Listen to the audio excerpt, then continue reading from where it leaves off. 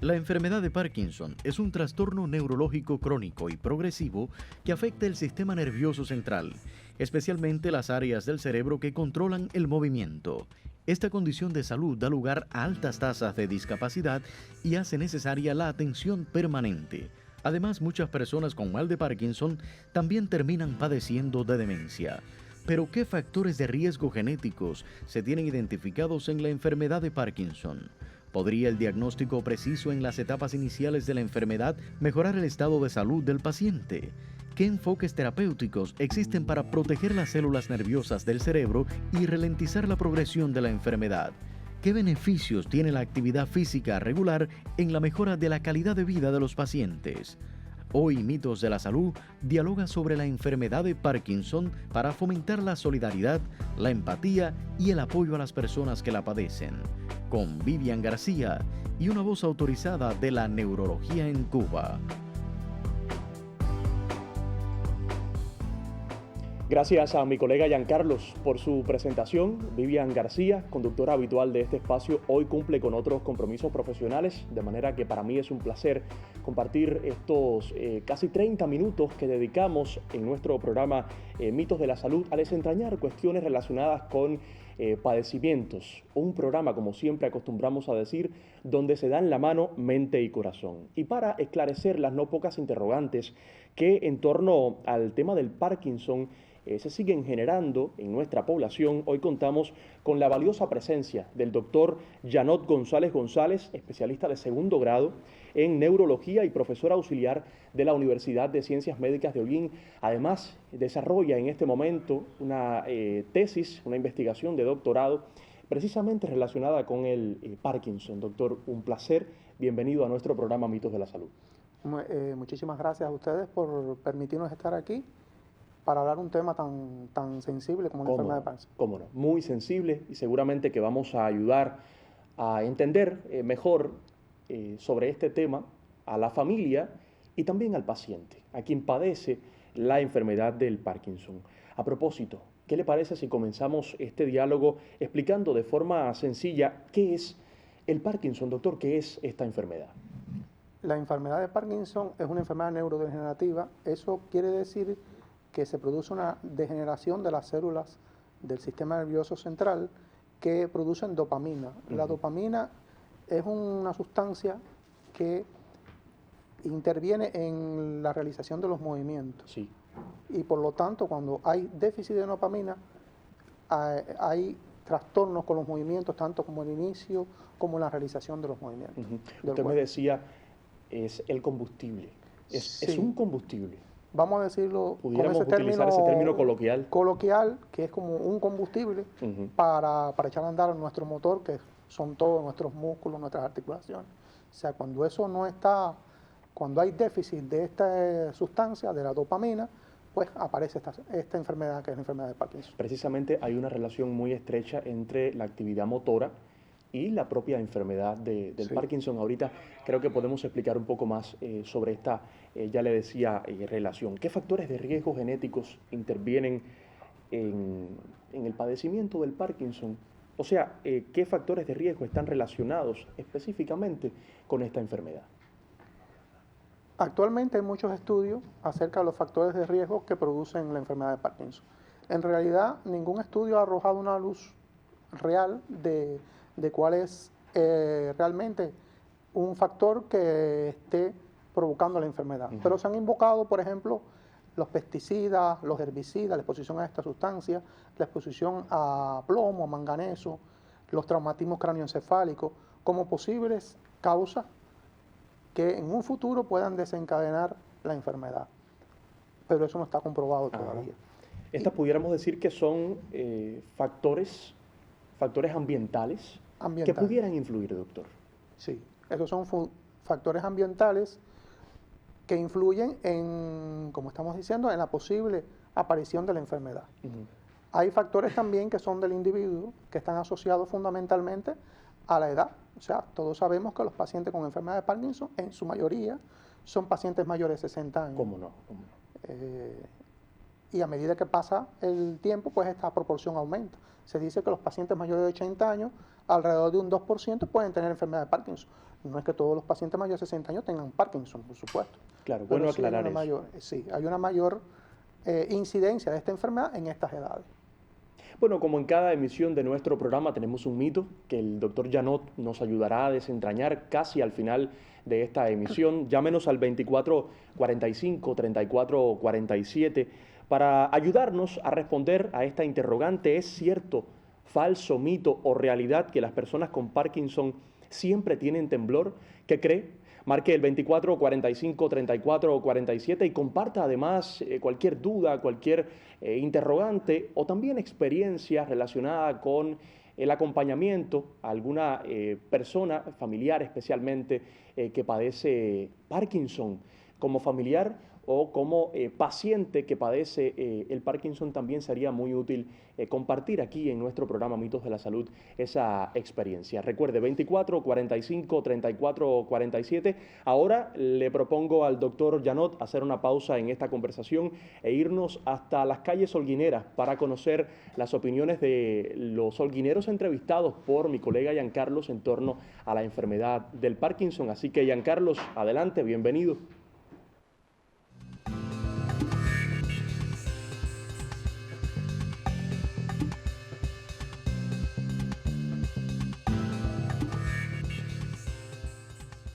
El saludo para ustedes en el estudio, también para nuestros amigos televidentes.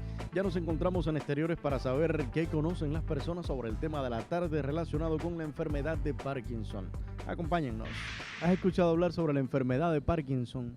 Sí. Es una enfermedad degenerativa. ¿Cree que las personas con Parkinson siempre tienen temblor? No, es temblor de reposo. Cuando hay alguna alteración, pero llega algún momento de la enfermedad que sí ya es constante, sí. ¿Qué impacto cree que tiene en la vida diaria de los afectados del Parkinson? Es fuerte. ¿Por qué? Me imagino que no debe ser fácil lidiar con esa enfermedad. He visto muchas personas hasta ya irse deteriorando, sí. Hay que aprender a vivir con esa enfermedad y tratar de hacer la vida lo más pasajera posible, independientemente de que tenga esa afección a nivel de cerebro. Si llevan su tratamiento adecuado, y eso pienso que no. Él se ve un poco deprimido porque no puede hacer su vida normal, un hombre con una edad que no es muy avanzada y se ve cohibido de muchas cosas. ¿Conoces alguna de las posibles causas del Parkinson? No conozco ninguna. He escuchado que en la provincia de Holguín es donde más fuerte está la enfermedad, pero no he podido así investigar a fondo. ¿Qué sería fundamental para ofrecer un adecuado apoyo y tratamiento a las personas que tienen Parkinson? Bueno, tratarlos normal, que lleven una vida normal, no hacerle énfasis mucho en su enfermedad. Facilitarles un poco el confort. La familia influye mucho en las enfermedades, en la ayuda, en todo. Por parte de la familia, mucho apoyo. Es lo fundamental. Estas son las opiniones que hemos encontrado en la tarde de hoy. Si quiere conocer un poco más sobre este tema, no se separe de la sintonía.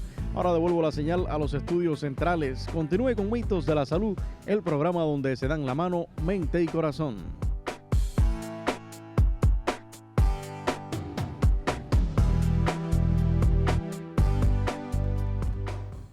Gracias, Giancarlos. Interesante este diálogo con los holguineros en nuestras calles en torno al tema que nos ocupa en esta emisión de Mitos de la Salud, la enfermedad del Parkinson. Doctor, ¿cuáles son, a propósito de estas respuestas de nuestros amigos televidentes, cuáles son los síntomas más comunes asociados a esta condición neurodegenerativa?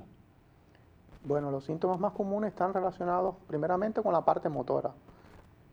O sea, el paciente va a notar, y lo notan sus familiares, que el paciente se ha vuelto lento, le da la velocidad de la marcha es menor, para realizar las actividades se ha vuelto más lento, pero además de eso notan el temblor que tiene, un temblor que es manifiesto y que a veces les impide, por ejemplo, cuando van a coger la cuchara, cuando van a tomar café, pues no logran realizar esas tareas.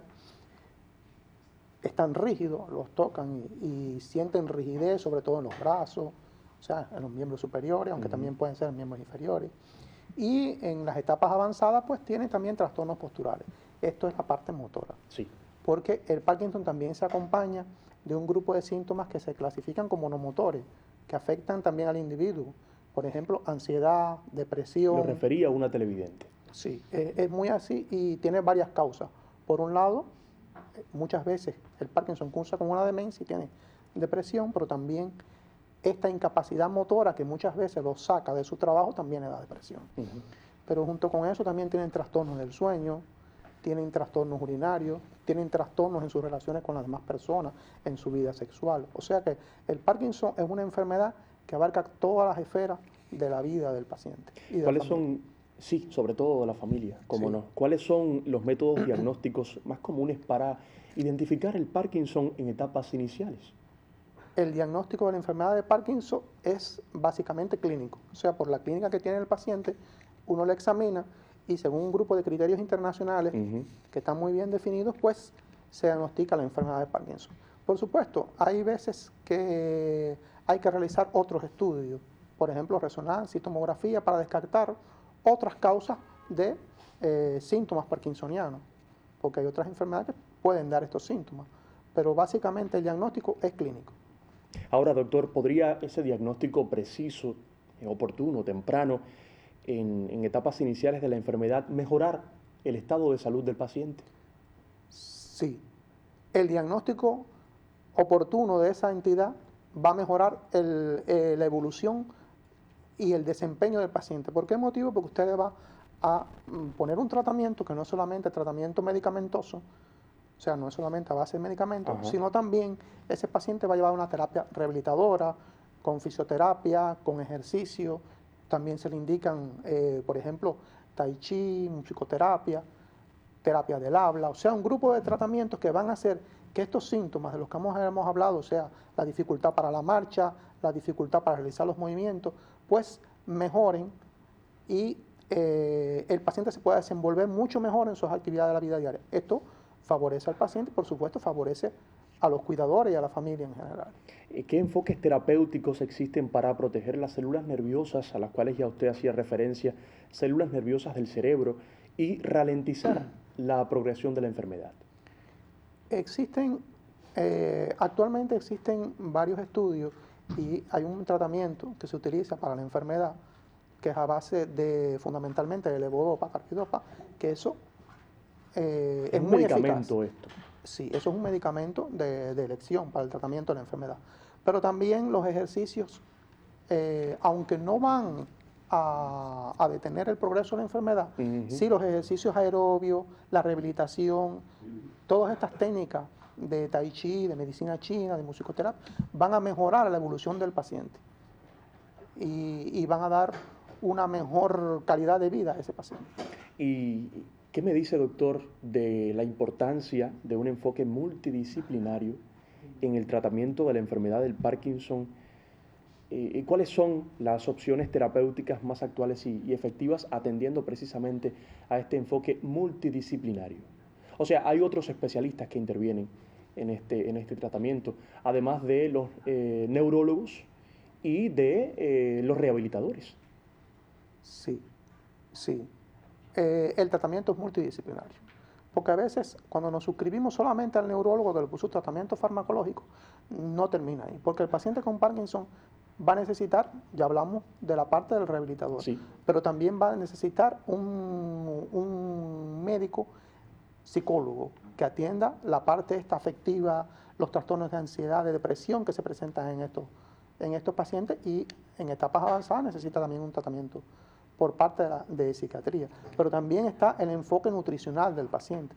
Ese paciente debe llevar un grupo de cambios en su dieta que van a mejorar su evolución y su desempeño. También necesita la valoración de un endocrino por otras patologías que pueden aparecer. Y entonces, cuando usted lo ve de esa forma, el tratamiento tiene que ser, desde el primer día, desde el momento que usted diagnostica al paciente, el tratamiento tiene que ser multidisciplinario para involucrar a todas estas especialidades y además involucrar también a la familia, porque es muy importante el apoyo familiar. Sin dudas. Nos llamó Marlenis Cruz. Gracias, Marlenis, por su confianza en nuestro equipo y especialmente en el doctor Janot. ¿A qué edad, como promedio, comienzan a manifestarse síntomas de Parkinson, doctor? Los síntomas de la enfermedad de Parkinson comienzan fundamentalmente a partir de la quinta década de vida, 50, 60 años. Se dice que ya a partir de los 60 años, alrededor del 1% de los pacientes, de las personas mayores de 60 años, van a tener o pueden tener enfermedad de Parkinson. Eso se hace mayor, por ejemplo, ya de 80 años hasta el 2% de los pacientes mayores de 80 años. Pero hay algunos pacientes con enfermedad de Parkinson que son sobre todo aquellos casos que son hereditarios, que es una pequeña cantidad que también pueden verse en edades más tempranas, 30, 40 años.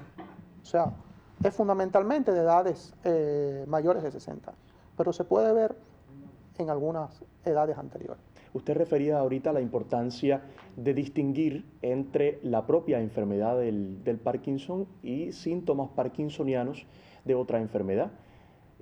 Por ejemplo, una televidente decía en las entrevistas en exteriores que Holguín es un territorio con prevalencia, con una alta prevalencia de la enfermedad del Parkinson. ¿Es cierto esto, doctor? Nosotros tenemos en la provincia, hay una gran cantidad de pacientes con enfermedad de Parkinson. ¿Por qué motivo? Porque nuestra provincia está muy envejecida. Y entonces, como ya hemos tratado anteriormente, pues sí está asociada al envejecimiento. Pero hay otras enfermedades que dan también síntomas parkinsonianos. Cuando nos referimos a síntomas parkinsonianos, nos referimos a la rigidez, a esta bradicinesia, que pueden ser ocasionadas también por otras enfermedades. ¿La ataxia, por ejemplo? No, exactamente. La ataxia es una enfermedad neurológica, pero de otro tipo. O sea, más bien involucra otra fisiopatología y tiene otras manifestaciones clínicas. Claro, es bueno no confundir y distinguir en este caso, porque Holguín sí tiene una altísima prevalencia en Cuba de las ataxias espinocerebelosas tipo 2. Sí. Es importante hacer esta distinción. Doctor, ¿es prevenible el Parkinson? ¿Qué medidas preventivas se pudieran tomar para reducir el riesgo de padecer esta enfermedad? ¿Desde qué edad es conveniente, digamos, que comenzar ese tratamiento preventivo? Como hemos explicado, no se ha detectado, o sea, los estudios que se han hecho a nivel internacional todavía no han arrojado una luz sobre un factor de riesgo que sea claramente predisponente a padecer la enfermedad. Pero sí, como siempre recomendamos, hay que cuidar la salud del sistema nervioso central. ¿Y cómo se cuida eso? Con una adecuada dieta, una adecuada práctica de los ejercicios físicos, no consumir sustancias tóxicas, drogas, evitar en su mayor probabilidad algún traumatismo cráneoencefálico, evitar la exposición a tóxicos ambientales, como ya hablamos al principio, a los herbicidas, a las personas que fumigan, estas cosas, a pesticidas. O sea, todo esto va a permitir que ese sistema nervioso central llegue lo mejor posible a estas edades, o sea, allá cuando uno tiene 60 años o más. Y estoy seguro que eso en el futuro le va a ser muy conveniente, no solamente para la enfermedad de Parkinson, sino también para otro grupo de enfermedades neurológicas. O sea que siempre conviene tener o asegurar, garantizar con tiempo, desde edades tempranas, una vejez saludable. Sí. Una vejez saludable. Sí, siempre hay que... nosotros los humanos realizamos un grupo de cosas que no son las que naturalmente deberíamos de realizar. Y por lo tanto, nuestro sistema nervioso se ve muy afectado por muchos agentes externos. Por lo tanto, llevar una vida adecuada, con buena dieta, con una correcta con un correcto ejercicio físico, no consumir sustancias tóxicas, todo esto va a ayudar a prevenir estas enfermedades neurológicas. Antes de hacer una segunda pausa en este diálogo, comparto el mensaje, la llamada de un televidente, paciente de Parkinson de 78 años. Dice, doctor, que le cuesta controlar el pulso al escribir en algunas ocasiones. ¿Existen ejercicios que pueda realizar para esta situación específica? Ahí la fisioterapia y la rehabilitación es muy efectiva para los pacientes con enfermedad de Parkinson. Pero eso sí tiene que ser evaluado. Nosotros siempre partimos del concepto que uno habla de enfermedad de Parkinson, pero hay pacientes. O sea, el paciente hay que verlo individualizado. Claro. Y yo le sugiero que vaya a su centro de rehabilitación más cercano y que allí sea valorado por un fisioterapeuta y él podrá darle una adecuada orientación. Ahora sí, estamos listos para hacer esa segunda pausa ya prometida, no sin antes recordarles que tenemos habilitado en el estudio el teléfono 24 45 34 47 para que comparta con nuestro equipo y también con el doctor Janot González cualquier pregunta, cualquier duda relacionada con la enfermedad del Parkinson. Además tenemos una pregunta que es nuestro mito que vamos a desentrañar después de esa pausa casi al final de esta emisión y que hoy tiene relación con el temblor que en algunas ocasiones presentan los pacientes de Parkinson. Las personas con Parkinson tienen temblor siempre que cree, cierto, falso, mito o realidad. Marque el 24 45 34 47 y comparta con nosotros en Mitos de la Salud un programa donde siempre se dan la mano mente y corazón.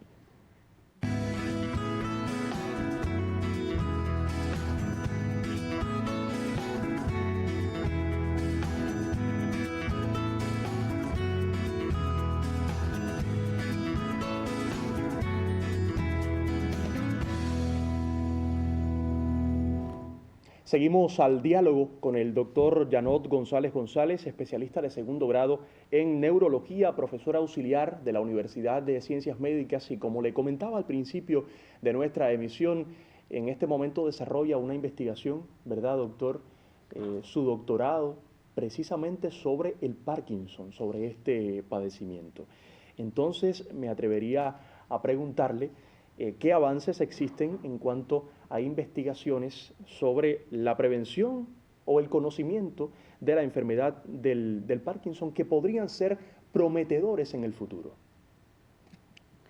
Se están realizando muchos estudios porque esto es una enfermedad que tiene un gran despliegue de recursos. Y se están haciendo estudios no solamente en la parte esta de la clínica, sino también en desentrañar su fisiopatología, porque una vez que conozcamos bien su fisiopatología, hacia allá se van a enfocar los tratamientos medicamentosos y existen perspectivas futuras para estos tratamientos. Hablamos ahorita del papel de la familia, especialmente de la familia en el acompañamiento, porque estamos hablando de una enfermedad verdaderamente sensible a la hora de generar ese ambiente agradable, ese espíritu de positividad en la persona que padece el Parkinson, crear un ambiente agradable. ¿Cuál es la importancia, doctor, de crear conciencia sobre el Parkinson en la sociedad y cómo se puede promover una mayor, yo diría, comprensión y apoyo para quienes viven con este padecimiento? El apoyo familiar y de la sociedad es muy importante en los pacientes que tienen Parkinson. Porque ya desde el momento que a un paciente se diagnostica enfermedad de Parkinson, ya comienza un gran nivel de ansiedad. Porque secundariamente estos son personas relativamente jóvenes. Ya estamos hablando que muchas veces empiezan con 50, con 60 años, o sea, están en vida útil. Todavía esas personas están trabajando. Y con el transcurso de los años, esas personas van a perder su empleo, van a dejar de trabajar siempre porque no pueden, por su discapacidad. Claro, entonces la autonomía se limita. Se limita completamente su autonomía, primero en este aspecto, después viene la autonomía en la parte económica, y entonces el grupo de síntomas de tipo no motor, o sea, la ansiedad, la depresión, los trastornos del sueño se vuelven cada vez más complejos y entonces necesitan mucho de ese apoyo familiar para que ellos se sientan seguros, se sientan atendidos y además para los cuidadores, que son estas personas que están detrás del paciente con enfermedad de Parkinson, es sumamente importante también esto porque esto va a mejorar no solamente la calidad de vida de esos pacientes, sino también el desenvolvimiento en la familia, en el núcleo familiar y esa dinámica familiar muy importante que hace falta con estos pacientes. O sea, eso es vital. Vital, ¿verdad? Vital. Estamos recibiendo otra llamada. Enseguida la vamos a atender. Otra más que recibimos a través del 2445-3447. Gracias nuevamente por la confianza que usted deposita en nuestro equipo de Mitos de la Salud. Pero antes de responder a esas llamadas de los televidentes, doctor, ¿qué le parece si ya desentrañamos el mito que nos ha ocupado en esta emisión, que tiene que ver con esa creencia de que siempre el paciente que está sufriendo o padeciendo la enfermedad del Parkinson tiembla? ¿Esto es cierto o es falso? ¿Es un mito o es una realidad? Bueno, esto no es cierto del todo. El paciente con enfermedad de Parkinson ciertamente puede temblar, pero hay un porciento que se describe como el 30% de los pacientes que tienen enfermedad de Parkinson que no tiemblan. Esos pacientes tienen un Parkinson que es rígido, o sea, el paciente está tieso, vamos a decirlo de esa forma coloquial. Sí, coloquial, popular. ¿Cómo no? Y no tiembla, en ningún momento él tiembla. Eso se produce en el 30%. Entonces, a lo mejor usted lo ve y dice, no tiene Parkinson porque no tiembla. No, sí tiene Parkinson. Lo que es un Parkinson que predomina su forma rígida. Y hay que decir también que hay pacientes que tiemblan, que tienen más de 60 años, pero que tiemblan no porque tengan Parkinson. Tienen otras cosas que no son enfermedades de Parkinson, tienen otras enfermedades que no son precisamente enfermedades de Parkinson. Y entonces, por eso es muy importante ir al médico, para que entonces el médico defina si es un Parkinson o no es un Parkinson. Su papá tiene Parkinson, dice Katia Sánchez Hernández. Gracias, Katia, por comunicarse con nosotros. Y quisiera saber si él puede tomar el ácido fólico, pues le han dicho que las personas con Parkinson no deben tomar ciertas vitaminas. Los pacientes con enfermedad de Parkinson tienen ciertas limitaciones, sobre todo en la alimentación y en el consumo de algunas vitaminas, específicamente la vitamina B6. La vitamina B6 no debe ser ingerida, porque eso también compite con los medicamentos que el paciente va a llevar. Ajá. Pero ácido fólico sí puede tomar. Usted me hablaba ahorita de la levodopa, ¿verdad? Me aclara, por favor, si es que confundo el medicamento. Mocura Plurien, ¿está bien? ¿Se puede intercalar con la levodopa? La levodopa es un medicamento que tiene sus características. Es un medicamento que, vamos a decirlo de alguna forma, es único. Por lo tanto, él no debe asociarse con ningún otro medicamento. Incluso, como saben, las personas que cuidan a un paciente con Parkinson o los pacientes que tienen Parkinson, no se puede dar incluso con alimentos. Nosotros siempre a nuestros pacientes les recomendamos que se tome o con un jugo de fruta bomba, sí, o con un pan, o con una galleta, pero sin ningún medicamento. O sea, la levodopa es algo que es un medicamento que está fuera de lo que uno está usualmente relacionado con las medicinas. Ese medicamento hay que tomarlo solamente. Gracias, doctor. Muchísimas gracias por acompañarnos en esta emisión de nuestro programa Mitos de la Salud. Quedan muchas preguntas realmente por responder. Lo haremos con toda seguridad en una próxima emisión, así que ya queda invitado para volver próximamente a nuestro espacio. A usted también, gracias por mantener fielmente la sintonía cada jueves a las 4:30 de la tarde y cada fin de semana a través de la 96.1 de la FM, la señal de Radio Holguín, la nueva radio, nuestra versión radial de Mitos de la Salud. El próximo jueves nos volveremos a encontrar para seguir conversando sobre padecimientos y esas relaciones que se establecen entre la mente y el corazón. Hasta entonces, que tenga una excelente tarde de jueves. En próximas emisiones de este espacio continuaremos el diálogo sobre las enfermedades y problemas de salud que más nos afectan. Anótelo en su agenda. Cada jueves en Telecristal desentrañamos mitos de la salud. El programa donde se dan la mano mente y corazón.